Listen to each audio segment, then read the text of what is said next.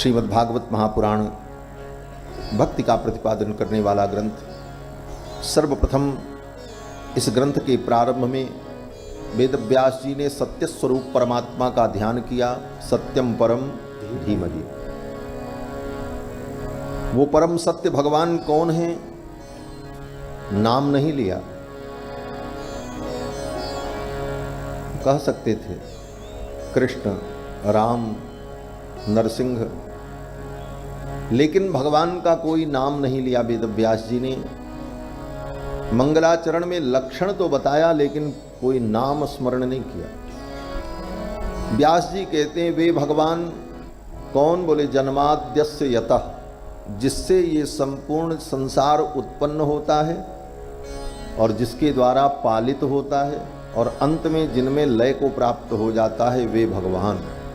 जन्माद्यस्य यतोऽन्वयादितरतः चार्थे स्वभिज्ञ स्वराट।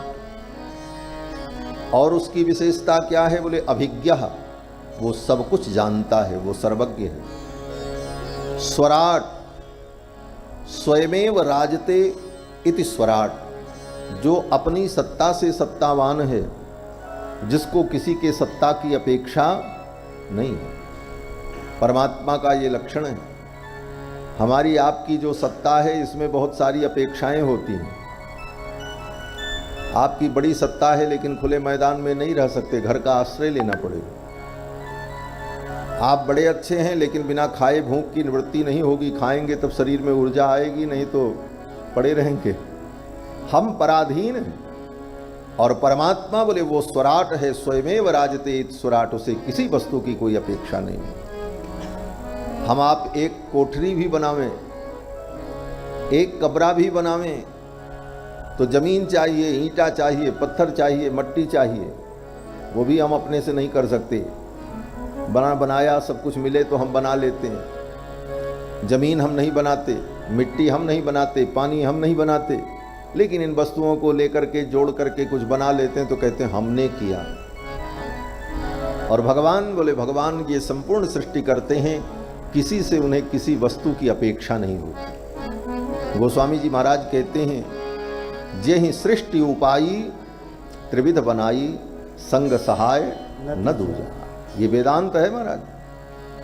जे ही सृष्टि उपाई त्रिविध बनाई, संग सहाय न दूजा। सो करहूं अघारी चिंत्य हमारी, जानिए भगति न पूजा। ये शरणागति है महाराज गोस्वामी जी।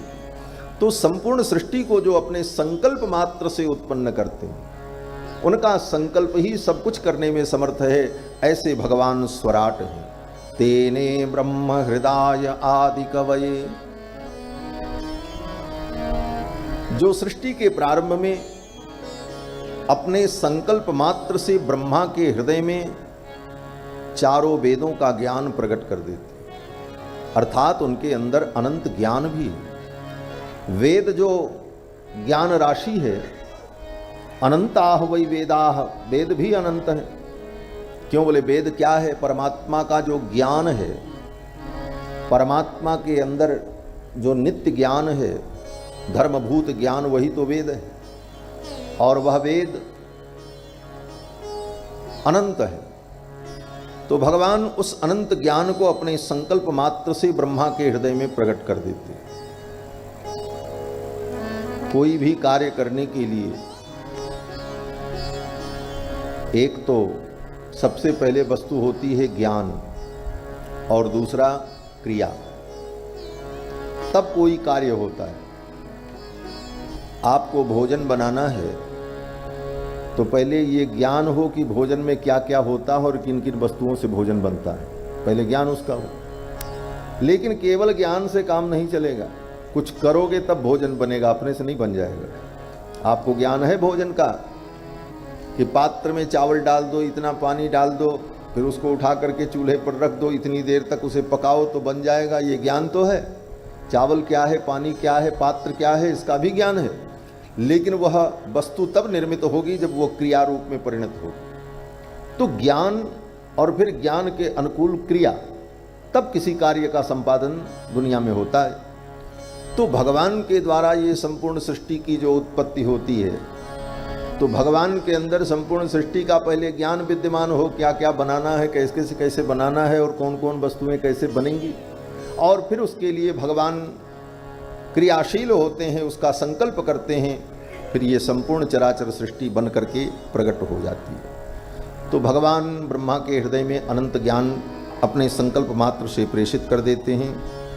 धाम्ना स्वेन सदा निरस्तकुहकम सत्यम परम धीमहि, जो अपने प्रकाश के द्वारा समस्त अंधकार को निरस्त कर देते हैं, ऐसे तेजोमय जो भगवान हैं, सत्यम परम धीमहि, उन परम सत्य का मैं ध्यान करता हूँ। अब वो परम सत्य कौन है? भगवान विष्णु हैं, नारायण हैं, राम हैं, कृष्ण हैं, ये स्पष्ट नहीं कहा। कारण बोले अगर किसी एक स्वरूप का नाम ले लेंगे तो दूसरे स्वरूप के जो उपासक हैं वो कहेंगे मेरे उपास्य का नाम नहीं लिया। ये तो कृष्ण उपासकों का ग्रंथ है। राम जी का नाम ले लेंगे तो कृष्ण उपासक कहेंगे ये तो राम जी के उपासकों का ग्रंथ है। इसलिए वेद व्यास जी ने कहा सत्यम परम धीमहि, उस परम सत्य का मैं ध्यान करता। और हर उपासक अपने इष्ट को, अपने आराध्य को परम सत्य ही स्वीकार करता है, इसलिए इसमें कोई आपत्ति नहीं है। सत्यम परम धीमहि। और कृष्ण के अर्थ में अगर इसका हम चिंतन करें तो चाहे राम जी के अर्थ में इसका चिंतन करें, चाहे नारायण के अर्थ में चिंतन करें, तीनों में ये अर्थ घटित हो जाता है। क्यों? बोले सत्य कौन है? बोले भगवान कृष्ण है। आगे श्रीमद् भागवत के 10वें स्कंद में जब देवताओं ने गर्भस्तुति की है, भगवान देवकी के गर्भ में आए तो देवता उस गर्भ की स्तुति करने के लिए आए। ये गर्भ कितना महान है। क्यों? बोले इस गर्भ में भगवान बैठे। संसार के प्राणियों को गर्भ बंधन से मुक्त करने के लिए स्वयं भगवान गर्भ में आए, इसीलिए तो आए। और भगवान जब गर्भ में आए तो उस गर्भ की स्तुति की, देवताओं ने गर्भ की स्तुति की। भक्तों का भाव है कि ये गर्भ भगवान के पास गया और गर्भ ने जाकर के भगवान से कहा महाराज हमको आपने बनाया है। बोले हाँ सबको हमने बनाया, तो तुमको भी हमने ही बनाया। बोले ये संसार के लोग मेरी बड़ी निंदा करते हैं और ये जितने साधु महात्मा हैं ये तो सवेरे सवेरे उठ करके हमारी ही निंदा करते हैं। हाय गर्भ में मत आना, ऐसा काम करो कि दोबारा गर्भ में ना आना पड़े। ये गर्भ में आना ही सारे दुख का कारण है। तो सवेरे से शाम तक महात्मा लोग मेरी निंदा करते। मैं तो सुन सुन करके थक गया। भगवान ने कहा अच्छा चिंता मत करो, अब मैं गर्भ में आ रहा हूं। आज तक तुम्हारी लोगों ने निंदा की है, लेकिन अब मैं गर्भ में आ रहा हूं तो अब लोग तुम्हारी स्तुति करेंगे। यही गर्भस्तुति है। देवताओं ने गर्भ की स्तुति की और स्तुति करते हुए देवता लोग कहते हैं कि सत्यव्रतम सत्य परम त्रिसत्यम सत्यस्य योनिम निहितम च सत्ये सत्यस्य सत्यमृत सत्यनेत्रम सत्यात्मकम त्वाम शरणम प्रपन्नाः।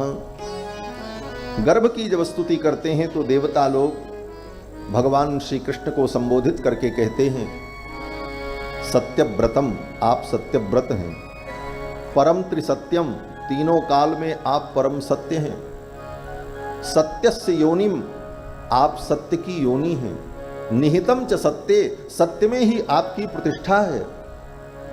सत्यात्मकम त्वाम शरणम प्रपन्नाः, हे सत्यात्मक, सत्य ही जिसकी आत्मा है, ऐसे हे भगवान मैं आपकी प्रपत्ति कर रहा हूं, आपके चरणों में प्रणाम करो। तो भगवान कृष्ण ही तो सत्य है। और नारायण, बोले नारायण के नाम के आगे सत्य का ही विशेषण लगता है, सत्य नारायण भगवान। और राम, बोले राम ही तो सत्य हैं। इसीलिए संसार से कोई प्राणी जब मर करके जाता है तो लोग कहते हैं राम नाम सत्य है, राम ही सत्य है, राम का नाम ही सत्य है। तो राम कृष्ण नारायण यही सत्य तत्व है, इसलिए सत्यम परम धीमहि।